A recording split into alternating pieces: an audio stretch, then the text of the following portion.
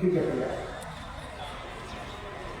সেখানে দেখবেন এখনো মূল ফটকের মধ্যে পরিষ্কার ভাবে একটা সর্বযুগের সর্বশ্রেষ্ঠ আইন প্রণেতা, তার নাম হলো মুহাম্মদ রাসূলুল্লাহ। এই নামটা তো আমি লিখি নাই, মুসলমান লেখা নাই, বিজ্ঞানী লেখা। তারা দুনিয়া সৃষ্টির পরে 100 নাম একটা বই একটা লিপিবদ্ধ করেছে, তা 100। সেই বইয়ের শুরুটি বিজ্ঞানীদের একটা বাক্য হচ্ছে সর্বযুগের সর্বশ্রেষ্ঠ মহামানব, তার নাম হল মুহাম্মদ রাসূলুল্লাহ।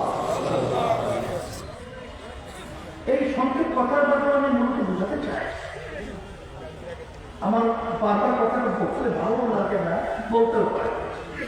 চলো ইউনিয়ন 2003 সাল আমি যখন নির্বাচনের চেয়ারম্যান হিসেবে দাঁড়িয়েছিলাম, তখন আমার বিরুদ্ধে এক শ্রেণী মিথ্যাচার হিন্দুদের কি বুঝিয়েছে, হুজুর যদি নির্বাচিত হবে চেয়ারম্যান হবে, তাহলে তোমাদের মন্দির যদি ভাইকে সব খালে খেলায়। এই কথাটা হিন্দুরা খুব ভালোভাবেই বলছে। কিছু হিন্দু তো আমাদেরকে ভালো জানে। এক হিন্দু আমাকে বলতেছে, হুজুর আমাদের হিন্দু তাদেরকে ভোট দেবে না। আমি তো কেন? ফলে হুজুর আমাদের হিন্দুদের ভিতরে সিদ্ধান্ত হয়েছে আপনি যদি চেয়ারম্যান হয়ে যান, তাহলে আপনি তো আমাদের মন্দির যদি ভাইকে সব খালে খেলায়। আমি করে সর্বনাশ তো করছে, কারণ আমাদের এলাকায় হিন্দু সব করে।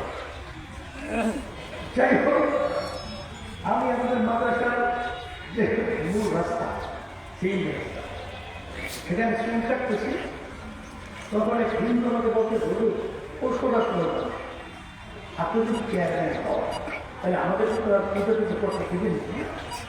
আমি যদি সর্বনাশ ওখানে শুনলাম কি এখানে হবে, তা যাই হোক আমি বললাম যে ওদেরকে ইসলাম এমন একটা বিধান করছে, মুসলমানদের যার নাম ইজ্জতের নিরাপত্তার দায়িত্ব তখন তাদের কাছে যুক্ত।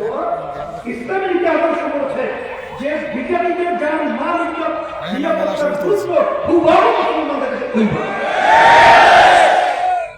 এবার আমি চেয়ারম্যান হয়ে গেছি।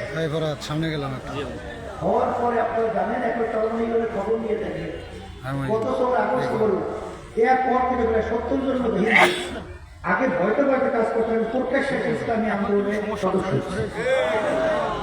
কয়েকদিন আগে এখন হাকিদানি হিন্দু তারা এখন আপনাদের রাস্তার থেকে নির্দিষ্ট ভোট আসতে। এখন তারা ঘরে কথা বলে ভোটাতে শুরু করেছে। আমাদের বাগানে সুন্দরী এখন আমাদের আসতে দেখতে হয় না, সুন্দরবতী আমরা ঘরে নিয়ে আসতে। ইসলাম হল এই নাম।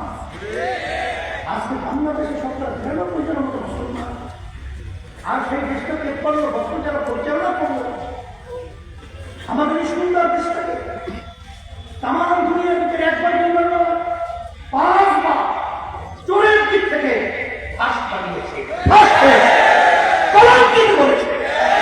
আজকে আমরা বাংলাদেশের মানুষ যদি কেউ বিদেশে যায়, যদি জিজ্ঞাসা করে তুমি কে, আমি অমুক, দেশ কোথায়, বাংলাদেশ, দেশের লোক আসছে। আপনারা জানেন চোরের সহযোগী তারাও চোর, খুনির সহযোগী তারাও খুনি, দুর্নীতিবাদের সহযোগী তারাও দুর্নীতিবাদ।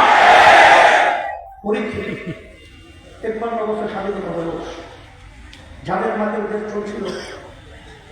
কিছুদিন আগে আপনারা লক্ষ্য করেছেন কত বড় পশু হলে আমাদের ভবিষ্যৎ প্রজন্ম সন্তানগুলো মেধাবী মেধাবী ওদের ন্যায্য অধিকার দাবি কাজ করে নিচ্ছিল। ঠান্ডা মাথায় গুলি করে পাখির মতো রাস্তায় ঢুকিয়ে ফেলা হয়েছে।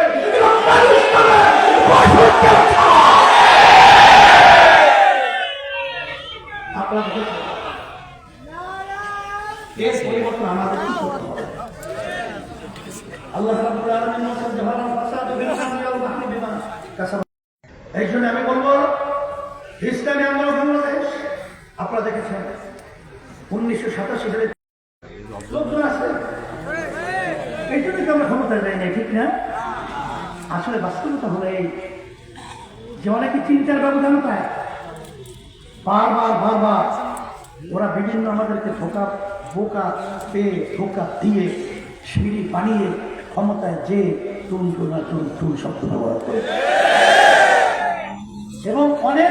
আমাদের ইসলাম এই দলগুলো বিভিন্ন কায়দায় এটাকে ধোকা দিয়ে ক্ষমতায় যাওয়ার পরে তাদেরকে নিয়ে ওই টেবিলের মধ্যেই মদের লাইসেন্স, মদের আইন পাশ করা হয়, বেশ্যাবৃত্তির লাইসেন্স দেওয়া হয়, কোরআনের বিরুদ্ধে আইন করা হয়, ইসলামের বিরুদ্ধে আইন করা হয়, দেশের বিরুদ্ধে আইন করা হয়। ইসলামী আন্দোলন বাংলাদেশ বারবার ওদের এই ধোঁকা এবং টাকা পাচারের জন্য সহযোগী শক্তি হইতে চায় না। এই জন্য ইসলামী আন্দোলন বাংলাদেশ কখনো লেজুর ভিত্তিক পর কাছে হতে চাই নাই। আমরা পর কাছে কেন হব? এদেশ আমার, এদেশে জন্মগ্রহণ করেছি আমার, এই দেশ স্বাধীন করেছে ওলামায়ে কেরাম। শাহজালালের জন্মভূমি, শাহপরানের জন্মভূমি, শাহজালালের জন্মভূমি। এই দেশের নাস্তিকরা বাধা উঁচু করবে আর মুসলমান চেপে থাকবে, এটা হতে পারে না।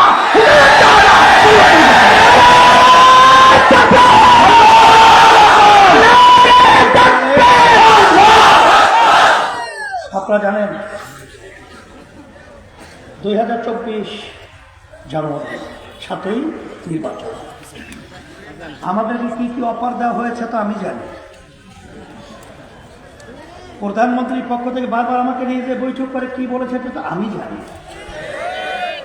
এমনকি তারা বিরোধী দল তো আমাদেরকে বানাতে চেয়েছিল, কিন্তু আমরা পরিষ্কার বলেছি ইসলামী আন্দোলনকে চিনতে ভুল করেছে। ইসলামী আন্দোলন বাংলাদেশ নিচক 2-1টা এমপির জন্য, 2-1টা মন্ত্রিত্বের জন্য, সম্মানের জন্য, সম্পদের জন্য রাজনীতি মানে রাজনীতি করে না। ইসলামী আন্দোলন বাংলাদেশ রাজনীতি করে দেশের কল্যাণের জন্য, মানবতার কল্যাণের জন্য, ইসলামের কল্যাণের জন্য।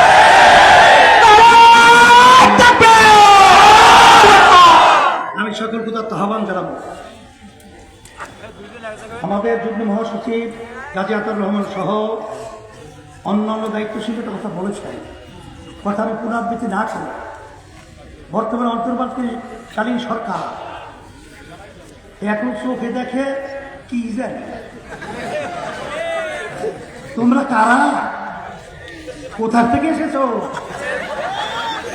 কাদের বুকে পা রেখে এসেছ, কাদের রক্তে খেলা খেলছ, কাদের চাপকে খেলা করছ, বাংলাদেশের জনগণ জানতে চায়।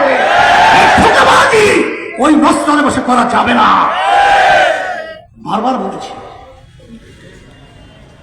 আজকে হাজার হাজার মায়ের কোল খালি হয়েছে, এখনো মায়ের কান্না বন্ধ হয় নাই, এখনো মুখের শব্দ কান থেকে এখনো যায় নাই, এখনো মা বলতেছেন আমার সন্তান কয়েকদিন পর্যন্ত আমাকে মা বলে ডাকতে না,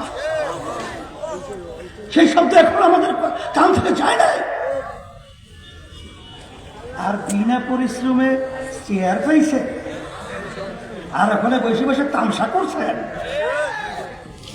এই তামসা দেখার জন্য জনগণ আপনাদের ঘরে বসায় নাই।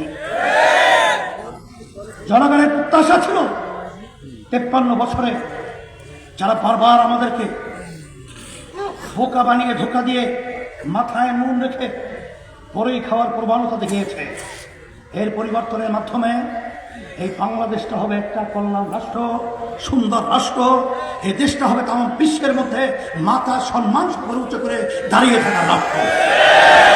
সেজন্যই আমরা রাজনীতির মধ্যে রাজনীতি করছি। আমি সকল তার আহ্বান জানাবো, আপনাদেরকে খুলনাবাসীর ধন্যবাদ জানাই। আমাদের সম্মানিত আজকে এই মজলিসের সভাপতি মেয়র নির্বাচন করছিল হাত পাকা প্রতীকে। আপনারা যে পরিমাণ সমর্থনের মাধ্যমে ইসলামকে সম্মানিত করেছেন, আমি হিসাবে আপনাদের খুলনাবাসীদেরকে আমি ধন্যবাদ জানাই। আল্লাহ রাব্বুল আলামিন আপনাদেরকে ইসলামের জন্য, দেশের কল্যাণের জন্য, মানবতার কল্যাণের জন্য কবুল করবেন।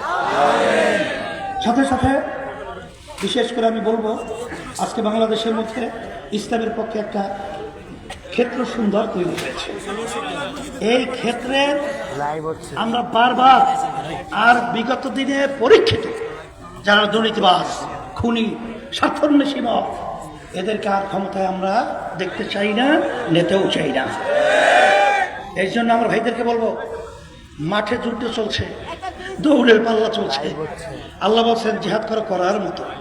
আপনারা এখানে যারা আসছেন এই মাঠের যুদ্ধে দৌড়ে আমার ভাইদের কাছে, মা বোনদের কাছে এই ইসলামের দাওয়াত দুনিয়াতে শান্তি আখিরাতে মুক্তির লক্ষ্যে দেশ সুন্দরের জন্য আমরা ব্যক্তি পর্যায় পর্যন্ত পা ধরে হোক, হাত ধরে হোক, যে প্রকারই হোক, তাদেরকে দেশের কল্যাণের জন্য, ইসলামের কল্যাণের জন্য আমরা এই আহ্বানে এবং এই হাত পাকা প্রতীক ইসলামের পক্ষে ছায়াতলে নিয়ে আসার জন্য চেষ্টা করার জন্য কে কে রাজি আছি? হাঁটুটাই দেখান তো দেখি, আল্লাহ দেখো। আলহামদুলিল্লাহ, আপনি কবুল করে নেন। আপনাদের সকলকে ধন্যবাদ জানাই। এত সুন্দর একটা ঐতিহাসিক আপনারা জনসভা করেছেন। আমার সাংবাদিক ভাইদেরকে ধন্যবাদ জানাই, প্রশাসন ভাইদের ধন্যবাদ জানাই, সকলকে ধন্যবাদ জানিয়ে আমি দোয়া চাই, আমি দোয়া করে শেষ করছি। আল্লাহুম্মা আমিন।